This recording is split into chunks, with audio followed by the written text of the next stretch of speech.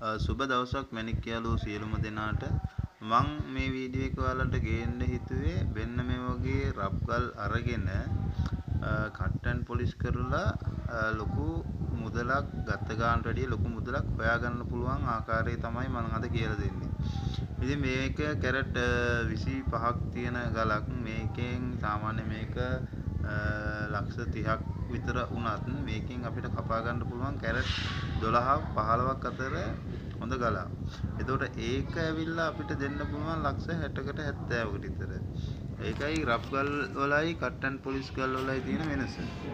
එතකොට මේ ගල බලන්න මේකත් ඇවිල්ලා කැරට් 23.2ක් තිබිච්ච ගලක්.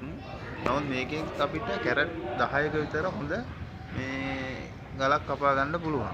එතකොට මේ වගේ ගල් වලින් ගන්න මුදලට වැඩිය දෙගුණයක් තුන් ගුණයක් අපිට ගන්න පුළුවන් කට් ඇන්ඩ් පොලිෂ් කරුවට පස්සේ.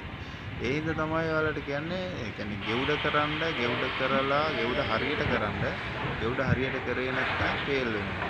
එතකොට මේ වගේ කවදාවත් ෆේල් වෙන්නේ නැහැ. මොකද හේතුව තමයි අපි ගන්න රබ් ගල ඒක කට් ඇන්ඩ් පොලිෂ් කරායින් පස්සේ අපිට ඒ මුදලට වැඩිය දෙගුණයක් තුන් ගුණයක් හොයන්න පුළුවන්. ඒක අනිවාර්යෙන් කරන්න පුළුවන්.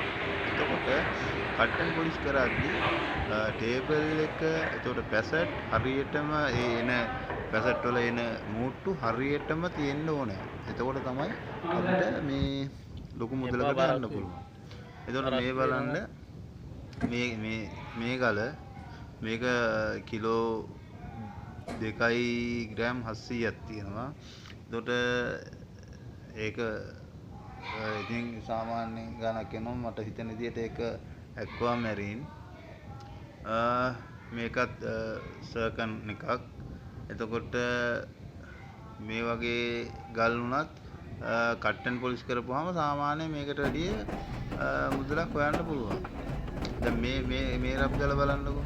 මේ රබ් ගලේ පොඩි කෑලි අපිට ගන්න පුළුවන්. ඒ කියන්නේ පොයින්ට් ගල් හරි කට් ඇන්ඩ් පොලිෂ් කරගන්න පුළුවන්. ඒ හින්දා ගන්න හොඳ රබ් ගල් ගත්තට පස්සේ ඒක කට් ඇන්ඩ් පොලිෂ් කරලා හොඳ මිලක් හොයා ගන්න පුළුවන්. ඒ හින්දා තමයි මම ඔයාලට කියන්නේ හැමතිස්සෙම රබ් ගල් ගන්න කියලා.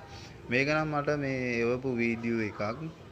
එතකොට මේක මැණික්ද මොකද්ද කියලා අහලා තියෙනවා. නමුත් මේකේ බර නැහැ කිව්වා. එතකොට මේ වගේ ගලුත් ඔයාලට හම්බෙනවා.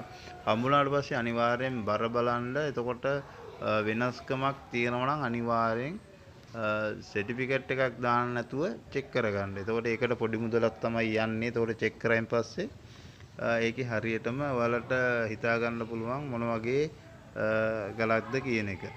ඊට පස්සේ තව මං වාට ගලක් පෙන්නනවා. මේ තියෙන්නේ මේක ඇවිල්ලා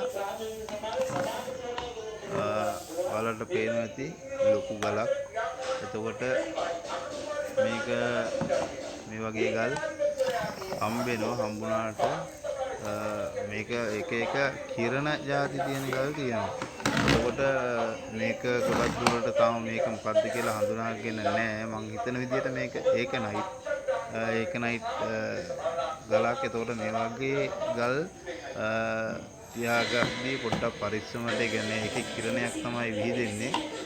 ඉතින් මගේ channel එක හොඳයි නම් subscribe කරන්න, bell icon එක ඕල් දාලා තියාගන්න, මම ගන්න වීඩියෝ වල ළඟටම ගෙන්න ගන්න, share කරන්න, අනිවාර්යෙන් subscribe කරලා තියාගන්න. මොකද මම ඉස්සරහට තව මේ වගේ වීඩියෝ ගොඩක් ගේනවා. ඔයාලට ඉගෙන ගන්න පුළුවන් වීඩියෝ ගේන්නේ. එහෙනම්